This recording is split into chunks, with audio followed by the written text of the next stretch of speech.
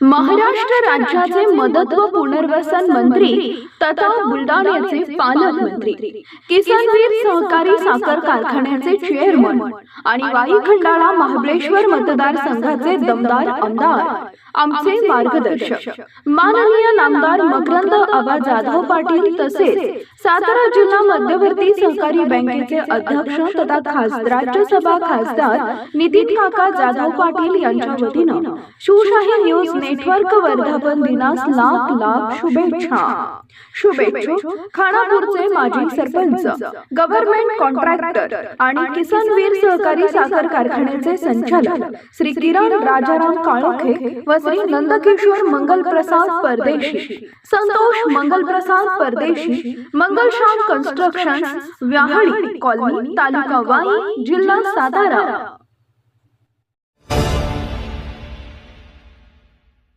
मदत आणि पुनर्वसन मंत्री आमच्याच जिल्ह्यातले, पण आमचं पुनर्वसन मात्र गेल्या 7 वर्षापासून कागदावरच, मरण आलं तरच सरकारला जाग येणार का, हा काळीच पिळवटून टाकणारा संतप्त सवाल केलाय साताऱ्यातल्या भैरवगडच्या भूस्खलनग्रस्तांनी।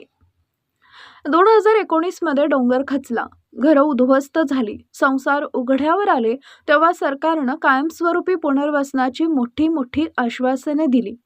पण आज तब्बल 7 वर्ष उलटली तरीही हे ग्रामस्थ तात्पुरत्या आणि जीवघेणा निवाऱ्यात दहशतीखाली जगतायत। विशेष म्हणजे सातारा जिल्ह्याचे सुपुत्र असलेले मदत व पुनर्वसन मंत्री मकरंद पाटील यांच्या कानावर या ग्रामस्थांची आर्त हाक नेमकी कधी पोहोचणार? पुनर्वसनाची वाट पाहता पाहता अनेक वृद्धांचे प्राण गेले, आता उरलेल्यांच्या मरणाची वाट मकरंद आबा पाहतात का? अधिकारी आले, आमदारांनी भेटी दिल्या, बैठकांचे सोहळे झाले, पण प्रत्यक्षात हाती काय मिळालं? फक्त आणि फक्त शून्य। आता ग्रामस्थांचा संयम संपलाय। जोपर्यंत कायमस्वरूपी पुनर्वसनाचा ठोस निर्णय होत नाही तोपर्यंत आमरण उपोषण सुरूच राहील असा थेट इशाराच ग्रामस्थांनी दिलाय। उपोषणात कोणतीही जीवितहानी झाली तर त्याला पूर्णपणे शासन आणि प्रशासन जबाबदार असेल। आता तरी मदत व पुनर्वसन मंत्री मकरंद पाटील या भूस्खलनग्रस्तांना न्याय देणार की पुन्हा आश्वासनांची खैरात वाटणार, याकडे संपूर्ण महाराष्ट्राचं लक्ष लागलंय। शुभम कोदे, शिवशाही न्यूज, सातारा। वर्षापासून आम्ही जेवढा त्रास काढलाय, तात्पुरता निवारा दिला, त्या शेडमध्ये आम्हाला 3 ऋतूंचा त्रास आहे। उन्हाळा, पावसाळा, हिवाळा, किती त्रास काढला 7 वर्ष ते आमचं आम्हालाच माहिती आहे। शासन काय नुसतं चालढकलीवर हो करतो आतापर्यंत 7 वर्षे लावली। आत्ता तरी काळजीनं आम्हाला आमची घरं द्यावीत हीच अपेक्षा आहे।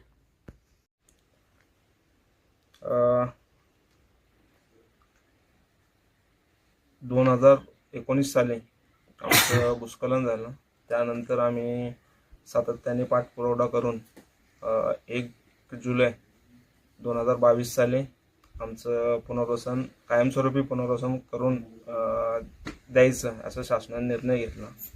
त्यानंतर आज 4 वर्ष झाले आम्ही सातत्याने पाठपुरावा करत आहोत। आज आमची फाईल मंत्रालयामध्ये असून निधी मंजुरीसाठी आहे आणि त्या गोष्टीसाठी 4 वर्ष लागलेत। अजूनही आमचा तो निधी मंजूर नाही झालेला आहे। आणि लाजिरवाणी गोष्ट ही आहे की आम्ही आज सातारा तालुक्यातले आहोत।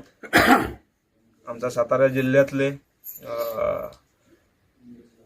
पुनर्वसन मंत्री मकरंद आबा आहेत, तर त्यांनी थोडासा आमच्या कामामध्ये लक्ष देऊन आज आम्ही उपोषणाला 2 दिवस झाले बसलोय। फक्त PNC वगैरे बोलणं झालं, प्रत्यक्षात कोणीही आलेलं नाही। आज आमचे लाडके नामदार शंभूराज आपलं सुरेंद्र बाबा असतील किंवा स्थानिक आमदार मनोजदादा घोरपडे असतील, यांच्याशी कॉन्टॅक्ट झालेत, फक्त प्रत्यक्षात आम्हाला कोणीही भेटायला आलेलं नाहीये। तर आमची मागणी हीच आहे की बाबा किमान भेटायला नाही आला तर आम्हाला आमच्या मागण्या तरी पूर्ण करा, त्यासाठी प्रशासन हलवा। तुम्ही सगळे आमचेच आहे, आम्ही तुमच्याच मतदारसंघातले आहोत, तर आमच्या मागण्या पूर्ण व्हा एवढीच माफक अपेक्षा आहे। अधिकाऱ्यांची बैठक झाली, नेमकं काय झालं? अधिकाऱ्यांची बैठक काल झाली असं आम्हाला ऐकायला भेटलं। प्रत्यक्षात आम्हाला माहीत नाही की अधिकाऱ्यांचं नेमकं तिथे काय झालं आहे. आज सर्कल आलेले, त्यांनी आम्हाला त्या निवारा शेडबद्दलचं सांगितलं की डागडुजी वगैरे करून देतो, पण आमची मागणीच नाही आहे ती. आमची मागणी कायमस्वरूपी पुनर्वसनाची आहे. आमची शेडची डागडुजी करून आम्हाला 10 वर्ष परत त्याच शेडमध्ये ठेवणार आहेत का ते? जी आमची मागणीच नाही आहे ती पत्र घेऊन आमच्याकडे तुम्ही माणसं का पाठवताय? जेणेकरून तुमचाही वेळ खर्च होणार आहे, आमचाही वेळ खर्च होणार आहे. म्हणजे तुमचं अजून पुनर्वसन तुमचं झालेलं नाही, नेमकं काय? 5 जुलै 2019 साली आमच्या इथे अतिवृष्टीने भूस्खलन होऊन घरांची किंवा संपूर्ण घरदारांची उद्ध्वस्त झाली, पडझड झाली. आणि त्यापासून आजपर्यंत सातत्याने इथले जे ग्रामस्थ आहेत ते कागदपत्रे पाठपुरावा करून जवळजवळ 7 वर्ष झाली. आणि आम्ही संस्थेनं शासनाचा आणि प्रशासनाचा आदर करून आतापर्यंत सगळ्या गोष्टी आम्ही शांततेत घेतल्या. पण आता ज्या गोष्टी आमच्या डुजड झालेल्या आहेत, आणि तसं बघायला गेलं तर आम्ही 2019 पासून आमचं उपोषण आज चालू आहे असं समजा का.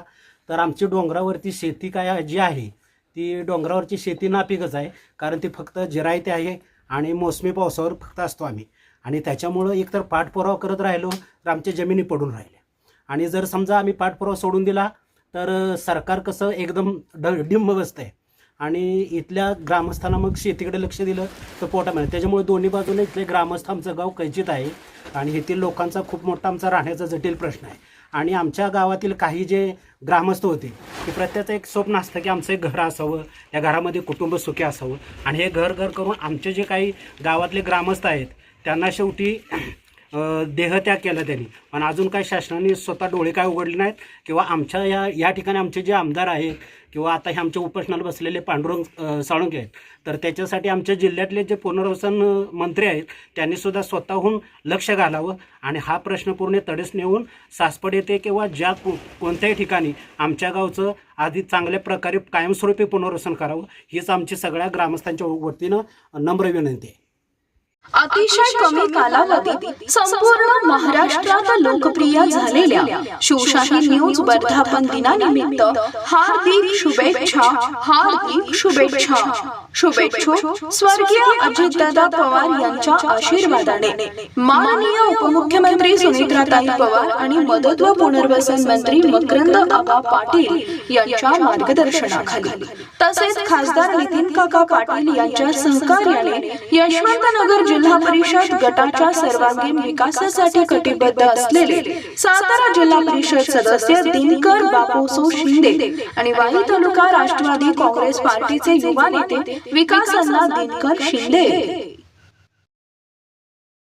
ताज्या घडामोडी जाणून घेण्यासाठी शिवशाही न्यूज यूट्यूब चॅनलला सबस्क्राईब करा. आपण हा व्हिडिओ फेसबुकवर पाहत असाल तर फेसबुक पेज फॉलो करा आणि शिवशाही न्यूज.com या आपल्या वेबसाईटलाही भेट द्या.